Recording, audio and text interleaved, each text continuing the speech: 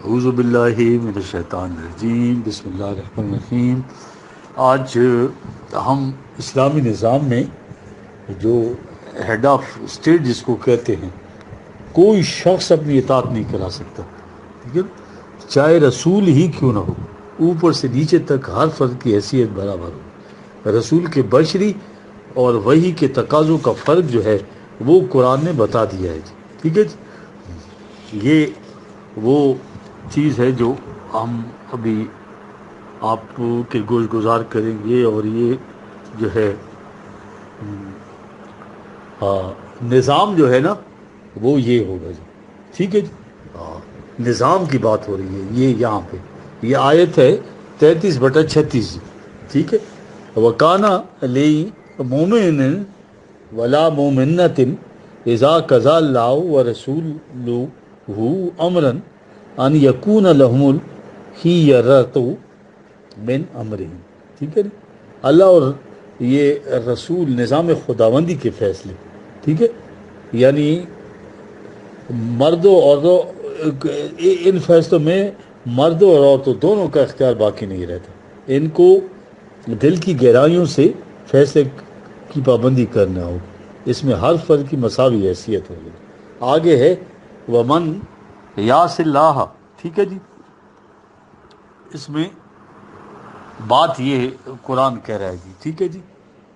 وما کان لمؤمن ولا مؤمنۃ اذا قضى الله ورسوله امرا ان يكونوا لهم الخيرۃ من امرهم۔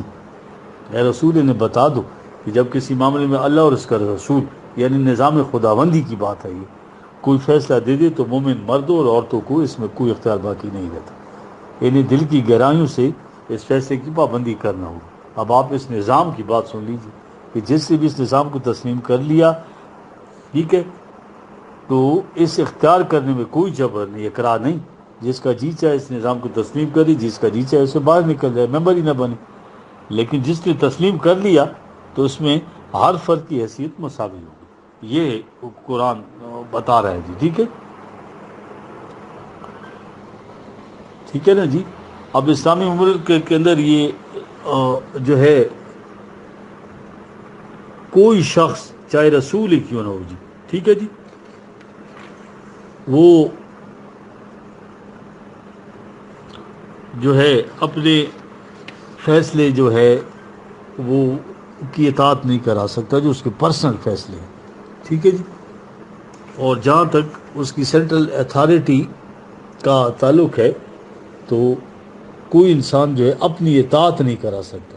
یہ ایک آیت ہے جی 3/79۔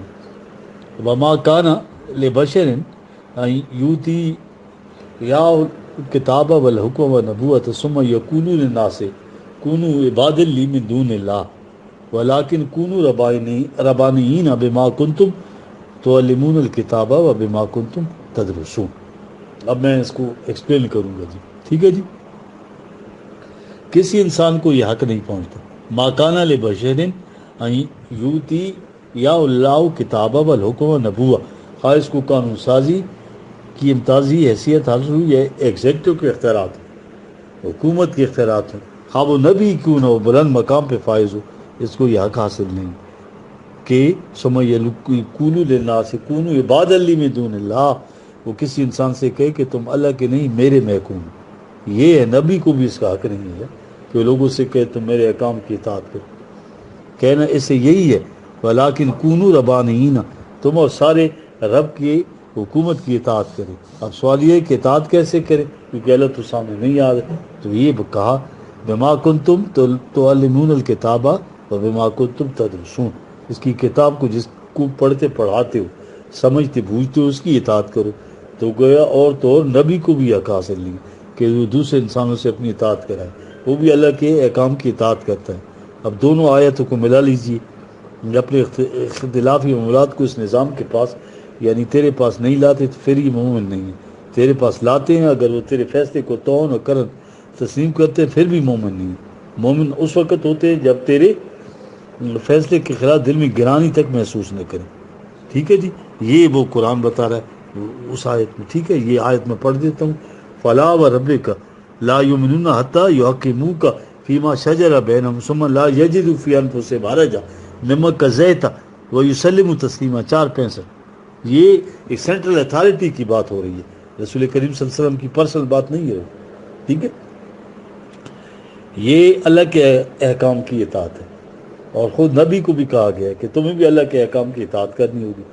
گویا پہلے نبی خود اطاعت کرتا ہے، پھر دوسروں سے اطاعت کرتا ہے۔ نبی کی جگہ کوئی سینٹرل اتھارٹی میں دوسرا ہو تو وہ کرے گا، اپنی اطاعت نبی بھی نہیں کرا سکتا، وہ بھی اللہ کے احکام کی اطاعت خود کرتا ہے اور دوسروں سے بھی کراتا ہے، اگرچہ اس نظام کے فیصلے نبی کی طرف سے صادر ہوتے ہیں۔ اس سے رسول کی ذاتی اطاعت مقصود نہیں ہے۔ قرآن میں کئی مقامات پر رسول اکرم صلی اللہ علیہ وسلم کی زبان سے کہلایا گیا کہ اگر میں بھی اللہ کی معصیت کروں تو میں بھی اس کے عذاب عظیم سے ڈرتا ہوں۔ یہاں کہا یہ ہے کہ مومن مرد ہو یا عورت جب اس نظام میں آیا تو اس کو اختیار نہیں رہتا کہ اپنے فیصلے اپنی مرضی کے تابع کرے، اس کو فیصلے اس نظام سے کرانے ہوں گے، ٹھیک ہے؟ اب اگلی بات کیا ہے کہ اس فیصلے کے خلاف میں دل میں کوئی گرانی بھی محسوس نہ ہو۔ جو فیصلے صادر کر رہے ہیں، جسے آپ حکومت کر رہے ہیں، کہہ رہے ہیں کیا یہ اپنا کوئی فیصلہ بھی تم سے منوا سکتا ہے یا کوئی ذاتی فیصلہ بھی، ٹھیک ہے؟ اب قرآن اطاعت کے سلسلے میں ایک زبردست مثال لایا ہے زید بن حارث کی، جی ٹھیک ہے جی، ٹھیک۔ اب زید بن حارث قرآن کا اعجاز دیکھے، کہنا یہ تھا کہ ایک نبی بھی اپنی ذاتی فیصلہ اپنے قریب ترین آدمی سے نہیں منوا سکتا، تو اس کے لیے ایک بیان مثال سامنے لے آیا۔ قرآن میں صرف اسی صحابی کا ذکر ہے، زید بن حارث، جو حضرت خدیجہ کے پاس غلام تھے، اور رسول اکرم صلی اللہ علیہ وسلم نے ان کو بعد میں آزاد کر دیا، اس کے بعد انہیں بیٹے کا درجہ دے دیا، پھر پھوپھی ذات جو بہن تھی ان کی زینب سے ان کی شادی کر دی اور داماد بن گئے۔ اس زمانے عرب جو ہے متبنہ بنایا کرتے تھے، یعنی منہ بولا بیٹا۔ حضور صلی اللہ علیہ وسلم کی انتہائی کوشش تھی کہ یہ طلاق ہونے نہ پائے، حضرت زید کے پاس خود گئے، وہ رسول جس پر ایمان لانے سے مسلمان ہوئے تھے، محسن جس نے انہیں غلامی سے آزاد کر کے متبنہ بنا دیا، ایک ممتاز گھرانے کی خاتون سے ان کی شادی کر کے زرع ناچیز کو آسمان پر چڑھا دیا گیا۔ یہ دیکھیے کہنے کون جا رہا ہے اور کسے کہہ رہا ہے؟ اسی جو غلام ابن غلام، آزاد کردہ غلام، بیٹا بنایا ہوا متبنہ، ان سے یہ کہہ رہا ہے کہ میری بہن کو طلاق نہ دو، مملکت کا سربراہ، کیا کوئی انکار کی جرت کر سکتا ہے؟ محسن اس سے کہہ رہا ہے جس پر اتنے احسانات ہیں، عقیدت، معاشرت، سیاست، ان سب کا تقاضا تھا کہ شخص انکار نہ کرے۔ اللہ کا ایک حکم ہے تیرے فیصلے کے خلاف دل میں گران بھی محسوس نہ کرے، لیکن وہاں دوسرا حکم ہے کہ کسی نبی کو بھی حق حاصل نہیں کہ کسی سے اپنا فیصلہ منوائے۔ زید پوچھ رہے ہیں کہ یہ آپ کا حکم ہے یا اللہ کا؟ کہا یہ اللہ کا فیصلہ نہیں ہے تو میرا مشورہ ہے۔ کہا معاف فرمائیے، میں اپنا فیصلہ اپنے معاملات میں بہتر کر سکتا ہوں، اور طلاق دے دی۔ دل میں کوئی رنجش نہیں، ساری عمر زید کے ساتھ رہے۔ بعد میں ان کا بیٹا اسامہ ایک لشکر کے کمانڈر ان چیف مقرر ہوئے۔ یہ واقعہ کیوں لایا گیا؟ صرف یہ ثابت کرنے کے لیے کہ اسلامی حکومت ہوتی کیا ہے، اس سے زیادہ نکھری ہوئی محسوس مثال اور کوئی ہو نہیں سکتی۔ ایک طرف تیرے فیصلوں کے خلاف دل میں کوئی بھی گرانی محسوس نہ کرے، دوسرا سربراہ مملکت سے بھی اور تم اپنا حکم نہیں منوا سکتے، صرف مشورہ دیا جا سکتا ہے، ٹھیک ہے؟ رسول کی ذاتی رائے اور مشورے سے اختلاف کا حق حاصل ہے۔ اس اختلاف کا نام معصیت رسول نہیں ہوگا، معصیت حکومت نہیں ہوگا۔ اس لیے اس فرق کو واضح کرنے کے لیے حضرت زید کی مثال سامنے رکھی۔ زید کے دل میں جو ہے وہ ہوا، ٹھیک ہے جی، جو خوف پیدا ہوا۔ اب یہ ذرا نوٹ کر لیجیے جی،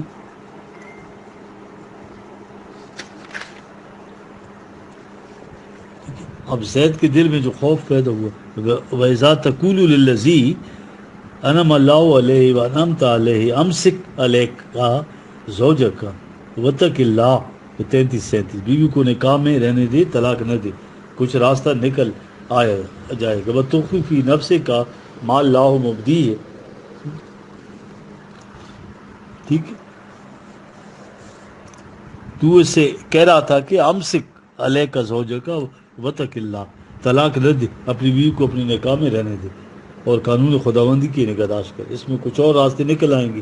وتخفی فی نفسک ما اللہ مبدیہ وتخشى الناس، یہ 33-37 یہی آیت ہے۔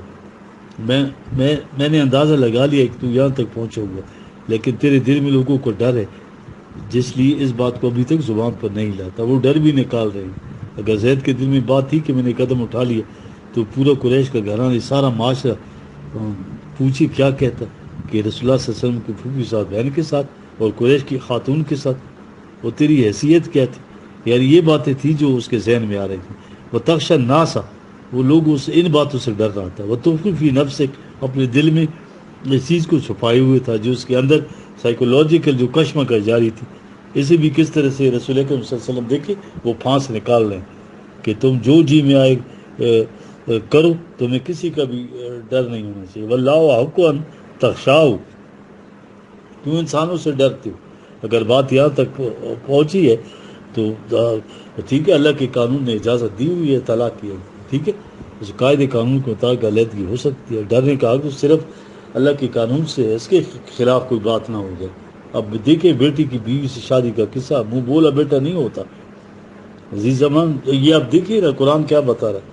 فلما قضا زید منہا وطرم زوجنا، کہا لکھے لا یکون علی المؤمنین حرج فی ازواج ادعیائہم اذا قضوا منہن وطرا، ٹھیک ہے، 33-37.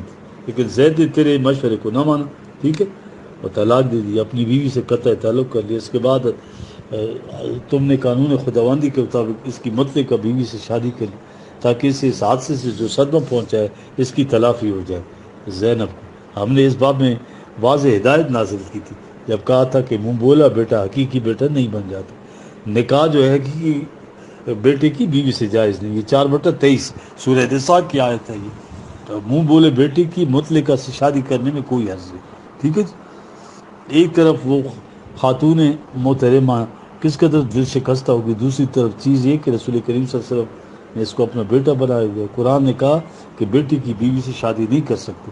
جو محرمات قرآن نے گنائی ہیں جن کے ساتھ نکاح حرام ہے ان میں بیٹے کی بیوی بھی شامل ہے. دوسروں کے ذہنوں میں یہ تھا کہ جسے بیٹا کہہ کر پکارا جاتا ہے وہ بیٹا ہی ہوتا ہے، اس پہ یہ حکم لاگو ہے. قرآن نے بتایا نہیں، یہ تعلقات محبت اور پیار کی بنا پہ ہیں، جس کی بنا پر تم کسی کو بیٹا کہہ دیتے وہ قانوناً بیٹا نہیں بن جاتا. جیسے اس سے کہا تھا تم غصے میں بیوی کو ماں کہہ دیتے تو ماں تو نہیں بن جاتی، قانون کی حیثیت سے بیٹا نہیں بن جاتا. اس جہت سے بھی یہ چیز معاشرے میں معلوم ہو جائے، ٹھیک ہے، کہ متبنہ بیٹا نہیں بن جاتا متبنہ، اس لیے اس کی مطلقہ بیوی سے شادی قرآن کی روح سے جائز ہے.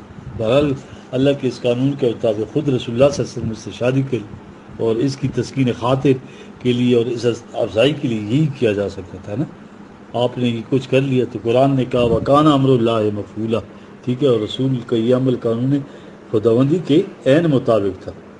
اس طرح سے جو بات تھی ہوتے ملاحظہ کیا آپ نے اسلامی نظام کو کس طرح سے صحیح نقشہ کھینچ کر سامنے رکھ دی کہ ایک طرف نبی اللہ کا حکم صادر کرے تو اس کی اطاعت دل کی گہرائیوں میں بھی گرانی محسوس نہ ہو، اور دوسری طرف نبی کا ذاتی معاملہ کتنا ہی اہم کیوں نہ ہو، اگر تمہارا جی اس کے ماننے پر نہیں چاہتا تو تم اس کا حق حاصل ہے کہ اس سے انکار کر دو. دیکھ رہے ہیں آپ فرق دنیا کی کسی مملکت کسی نظام میں بھی جو بھی برسر اقتدار آ جائے تو کیا اپنے دونوں پوزیشنوں کو الگ الگ رکھ سکتا ہے؟ یار کس قدر حسین ترین طریقے سے قرآن نے دونوں طرف ایکسٹریم پہ پہنچا کر اس فرق کو بتا دیا کہ اس نبی کا فیصلہ دل کی گہرائیوں میں ایسا کہ اس کے خلاف گرانی محسوس نہ ہو، اس نبی کا حکم ہے. لیکن ادھر یہ تربیت نبی ہے کہ وہ بھی یہ پوچھتے ہیں کہ کیا یہ اللہ کا حکم ہے یا آپ کا ذاتی حکم ہے. ادھر سے ہی کیفیت ہے سربراہ مملکت کہتا ہے یہ میرا ذاتی فیصلہ ہے. ذاتی فیصلے کے ماننے کی کوئی مجبوری نہیں ہوتی. دیکھ رہے ہیں آپ جی. ایک دوسرا ذکر آتا ہے تاریخ میں جی، یہ اس کا بریرہ جو ہے لونڈی کا جی، یہ کہتے ہیں کہ حضرت زید تو پھر بھی وہ ہیں جن کے ساتھ تعلق ہے. اس تاریخ میں یہ واقعہ بھی ہے، وہ سچ صحیح لگتا ہے کہ بریرہ نامی ایک لونڈی کسی دوسرے کی آزاد کی ہوئی تھی. اس کے ساتھ ایک صحابی نے نکاح کیا، یہ اپنی آزادی سے الگ ہونا چاہتی تھی اور اس کو چھوڑ کر ادھر آ گئی تھی. اس صحابی نے رسول اللہ صلی اللہ علیہ وسلم سے کہا کہ اسے سمجھاؤ کہ نہ جائے. وہ کہیں رسول اکرم صلی اللہ علیہ وسلم کو مل گئی، آپ نے اس کو کھڑا کیا. آپ دیکھیں آپ سربراہ مملکت بھی ہیں اور رسول بھی